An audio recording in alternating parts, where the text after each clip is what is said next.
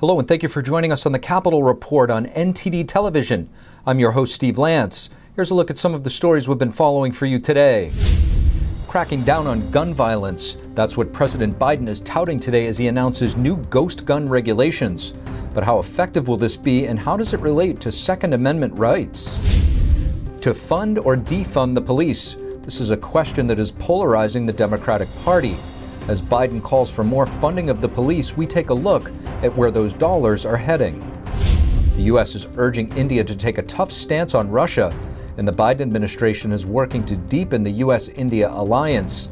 This as China ramps up military posturing, including nuclear weapons. Today, President Biden announced two major moves on gun-related crime: a new ghost gun rule and a new nominee to head the ATF. But what are some of the key points of contention? NTD's Iris Tao has more. These guns are weapons of choice for many criminals.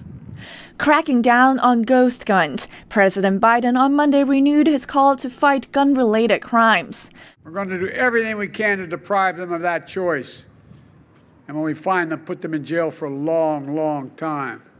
Ghost guns are those made from kits purchased online and without serial numbers, thus rendering them untraceable. The White House said about 20,000 of them were recovered across the country last year. Meaning you can't connect the gun to the shooter and hold them accountable.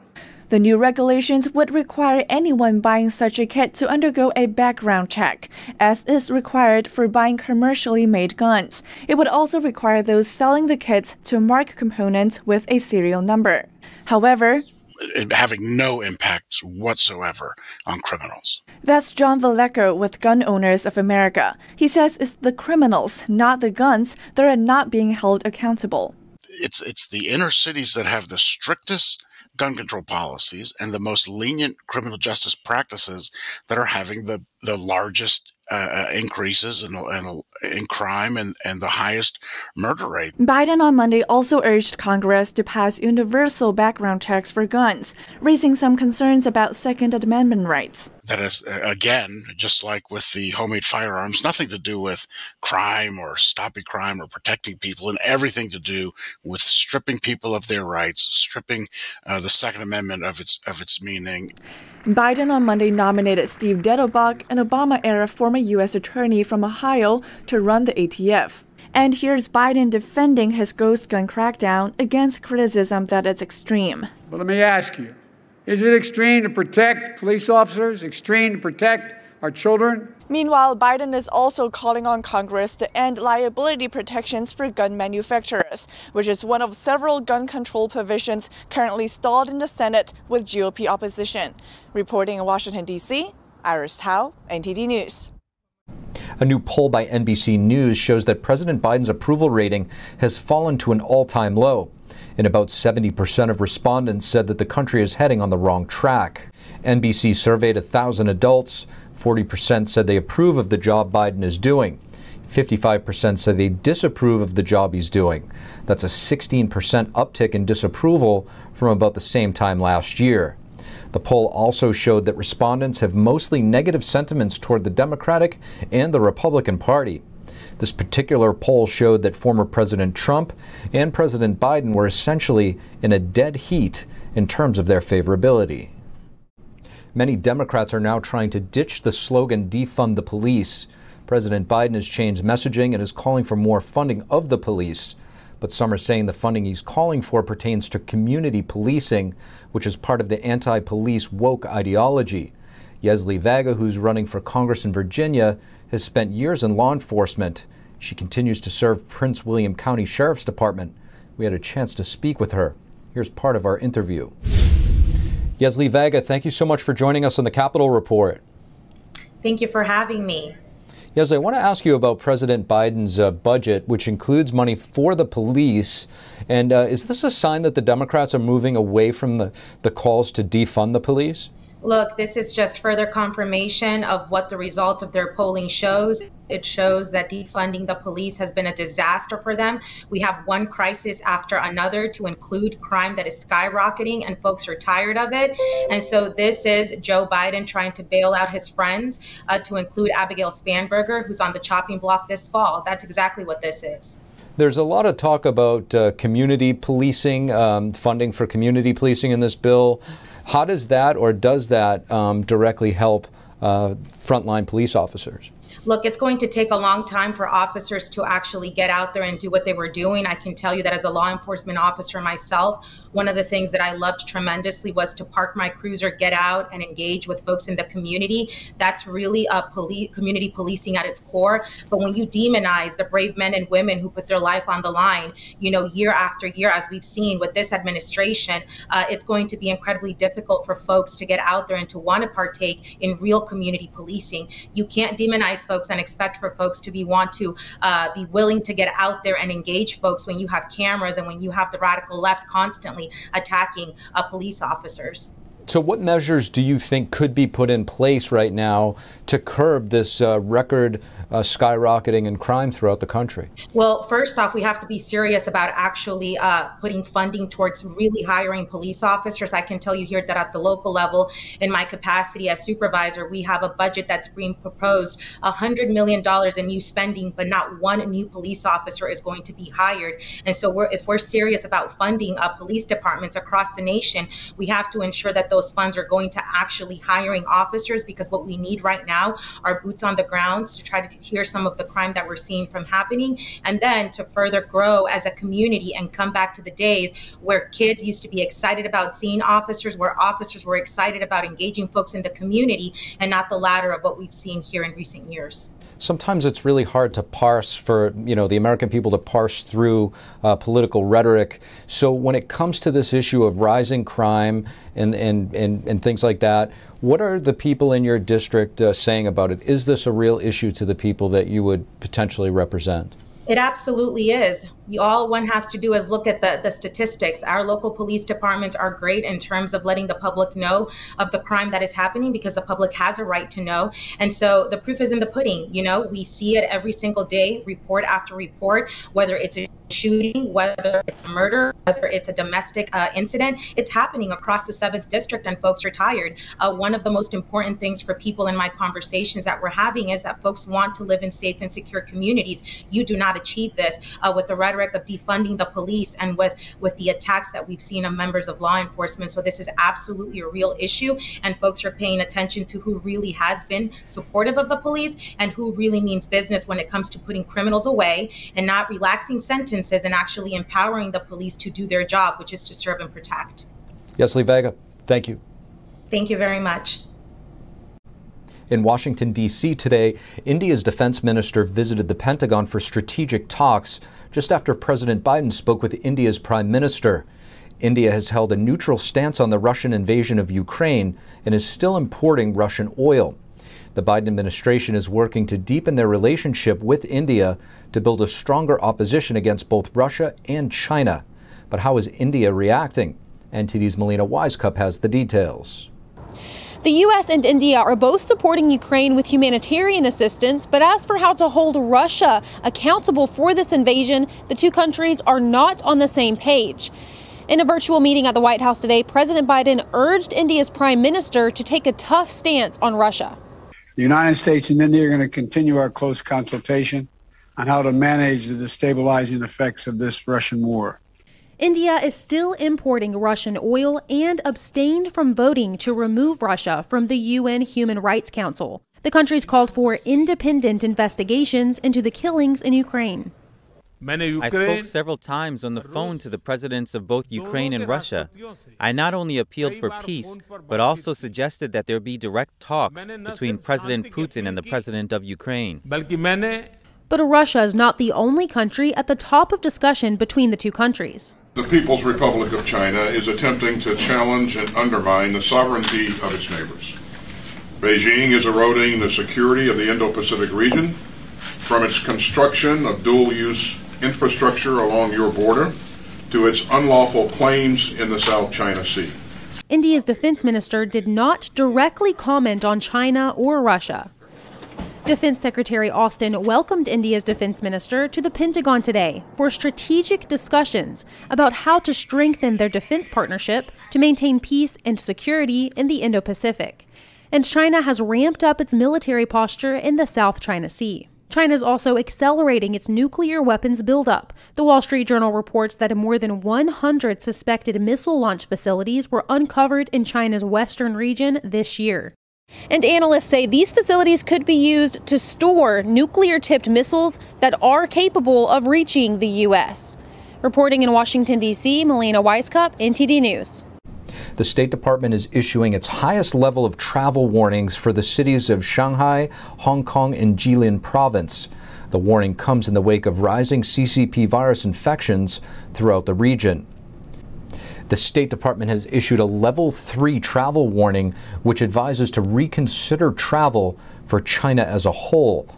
Hong Kong and Shanghai are the highest level, which is Level 4, do not travel. The travel advisory notes the Chinese regime's zero-tolerance policy for the CCP virus. The State Department is warning travelers about arbitrary enforcement of local laws and the risk of parents and children being separated. There are not many issues that are uniting both parties nowadays, but more Democrats are joining the effort to reinstate critical laws that will slow illegal immigration. We'll take a look at the implications of rescinding Title 42. Chairman Bernie Sanders held a hearing on whether corporate greed was fueling inflation. In committee, Republicans had a completely different take on diagnosing and solving this problem. We'll take a look. Mike Pompeo traveled the world while serving as Secretary of State under former President Trump. He met with America's allies and adversaries, including Russian President Vladimir Putin. A book detailing his experience is coming out this fall.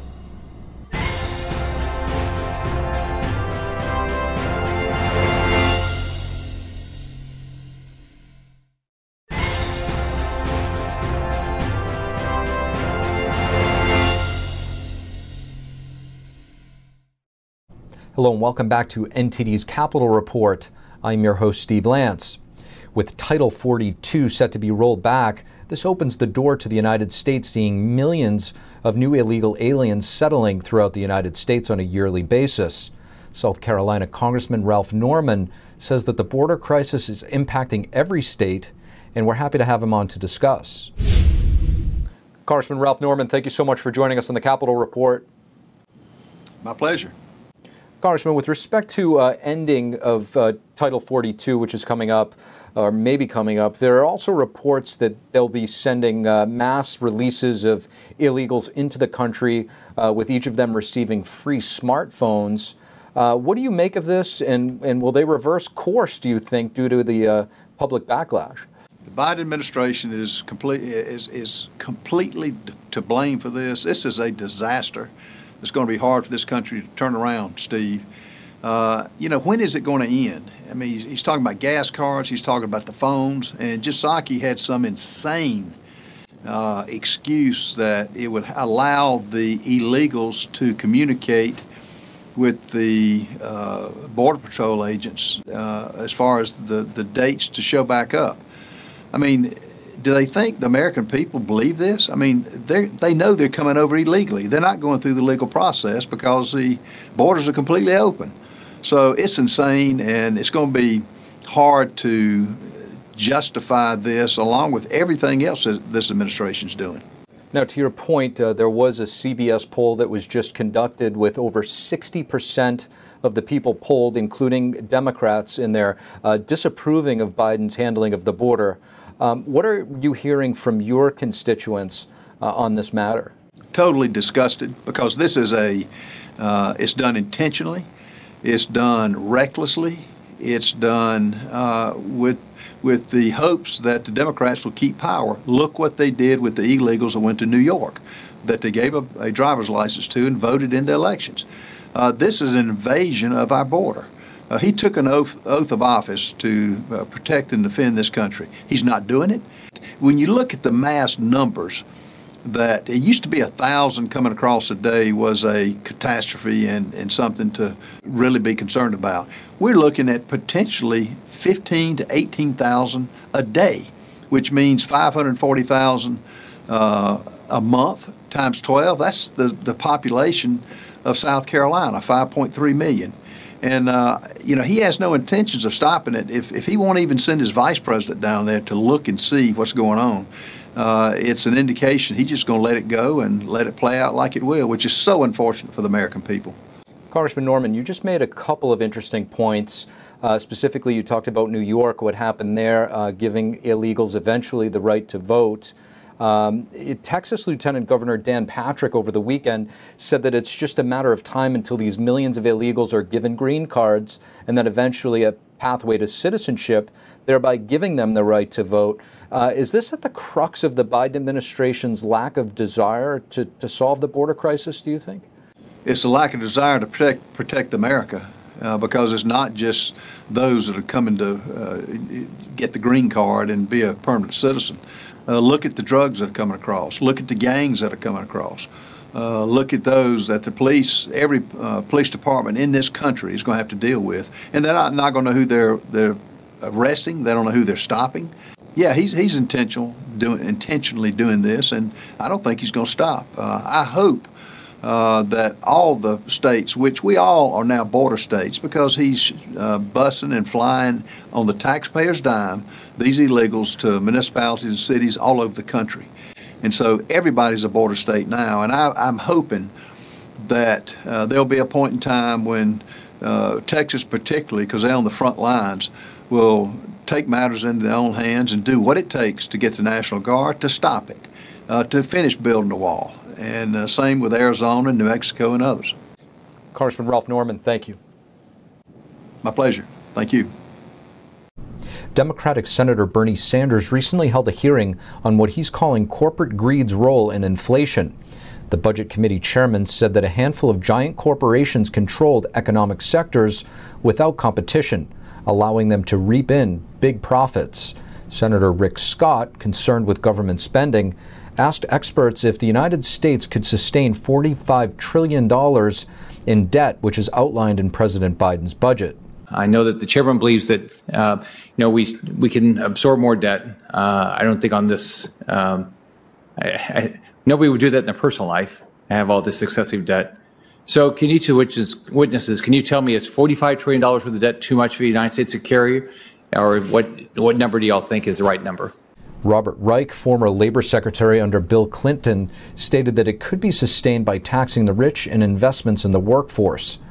Finance professor Michael Faulkender said it could put the economy into a debt spiral. We would have to print additional money to pay the interest expense, which is just going to increase interest rates even further and increase inflation. Republican Senator Chuck Grassley said that misdiagnosing the reasons for inflation could have disastrous consequences and hoped we would learn from mistakes made in history. Have you felt any relief at the pump recently? The country's average gas prices have dropped about 8 cents per gallon over the past week. This is according to American Automobile Association. The national average gas price was $4.11 per gallon on Monday, compared to $4.19 just a week ago. That's still $1.25 higher than a year ago. Nationwide, the state with the highest average gas price is California at about $5.76 per gallon. And Oklahoma is the lowest at $3.67. Gas prices dropped in the past 2 weeks in part because higher prices have reduced demand. In an effort to reduce gas prices, President Biden last month announced he would release 1 million barrels of oil per day from the nation's strategic emergency oil reserves. In 3 states, Georgia, Maryland, and Connecticut, have suspended state gas taxes, which range from 25 to 36 cents. Former Secretary of State Mike Pompeo is writing a book set to be released in November. The publisher says it will offer unvarnished appraisals of the deals made and characters encountered during Pompeo's service in the Trump administration. Pompeo, who is now 58 years old, made almost 50 diplomatic trips to 77 countries as Secretary of State. This included 3 trips to North Korea and Afghanistan and 1 visit to Russia and Ukraine. He accompanied former President Trump to meetings with Russian President Vladimir Putin and North Korean leader Kim Jong-un. Broadside Books, a conservative imprint at HarperCollins, will be the publisher. They announced the new book earlier today. The book title has not yet been released. And that's all we have for you this evening on the Capitol Report. Thank you for tuning in. From Washington, D.C., I'm Steve Lance, and we'll see you again tomorrow.